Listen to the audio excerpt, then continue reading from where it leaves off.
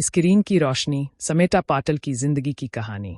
समेटा पाटिल भारतीय film industry की एक ऐसी बासलाहियत अदाकारा थीं जिन्होंने अपनी मुख्तसर मगर शानदार फिल्मी जिंदगी में ज़बरदस्त नकूश छोड़े। वो न सिर्फ अपनी बेमिसाल अदाकारी के लिए मशहूर थीं बल्कि उनकी शख्सियत, खुद एतमादी और समाजी बेदारी ने भी उन्हें एक मुनफरिद मकाम दिया। इब्तिदाई ज़िंदगी। समेटा पाटिल 17 अक्टूबर 1955 को भारतीय रियासत महाराष्ट्र के शहर पुणे में पैदा हुईं। वो एक मराठी खानदान में पैदा हुईं और उनके वालिद शिवाजी राव पाटिल एक मशहूर सियासतदान थे, जबकि वालिदा एक समाजी कारकुन थीं।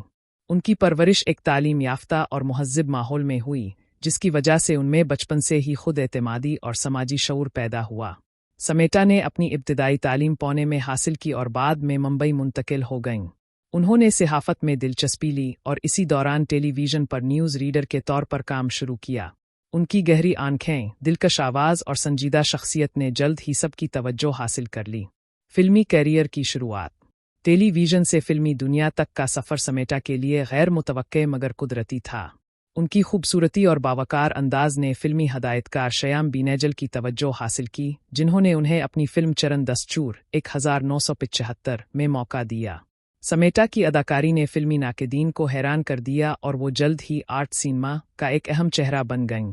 उन्हें आम कमर्शियल फिल्मों के बजाय हकीकत पर मबनी फिल्मों में काम करने का शौक था, जिसकी वजह से वो मुतवाज़ी सिनेमा, पैरेलल सिनेमा की मकबूल तरीन अदाकारा बन गईं। उनकी मशहूर फिल्मों में मांदनी 1976, भूमिका 1977, आक्रविश 1980, अर्थ 1982 और नमक हलाल 1982 शामिल हैं। अदाकारी का मुनफरिद अंदाज। समेटा पाटिल की अदाकारी हकीकत पसंदी पर मबनी थी। उन्होंने अक्सर ऐसी ख़वातीन के किरदार अदा किए जो ज़िंदगी के कड़े इम्तिहानात से गुजरती हैं, जैसे कि घरेलू जुल्म, गुर्बत और समाजी नाइंसाफ़ी। फिल्म भूमिका में उनके शानदार किरदार ने उन्हें नेशनल फिल्म अवार्ड जीतने का एजाज़ बख्शा। अगरचे वो हकीकत पसंदाना फिल्मों में ज़्यादा काम करती थीं, लेकिन उन्होंने कुछ तिजारती कमर्शियल फिल्में भी कीं, जैसे नमक हलाल, जहां उन्होंने अमिताभ बच्चन के साथ काम किया। मोहब्बत और शादी।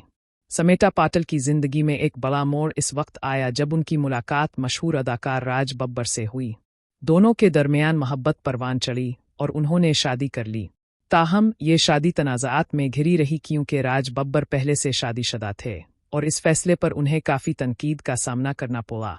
अलमनाक अंजाम। बदकिस्मती से समेटा पाटिल की ज़िंदगी बहुत मुख्तसर रही। 1986 में अपने पहले बेटे प्रत्यक बब्बर की पैदाइश के सिर्फ 2 हफ्ते बाद वो शदीद बीमारी में मुब्तला हो गईं और 31 साल की उम्र में 13 दिसंबर 1986 को दुनिया से रुखसत हो गईं। उनकी मौत पूरे भारतीय फिल्मी सनत के लिए एक बड़ा सदमा था। विरासत और असर। समेटा पाटिल आज भी एक लेजेंड के तौर पर याद की जाती हैं। उनके नाम पर कई अवार्ड्स रखे गए हैं और उनका बेटा प्रत्यक बब्बर भी फिल्म इंडस्ट्री में कदम रख चुका है। उनकी ज़िंदगी हमें ये सिखाती है कि हकीकी कामयाबी पैसे या शोहरत में नहीं, बल्कि अपने काम में सच्चाई और जज्बे में है। समेटा पाटिल ने अपनी मुख्तसर ज़िंदगी में जो काम किए वो हमेशा याद रखे जाएंगे। कुछ ज़िंदगियां मुख्तसर होती हैं, मगर उनके नकूश हमेशा जिंदा रहते हैं।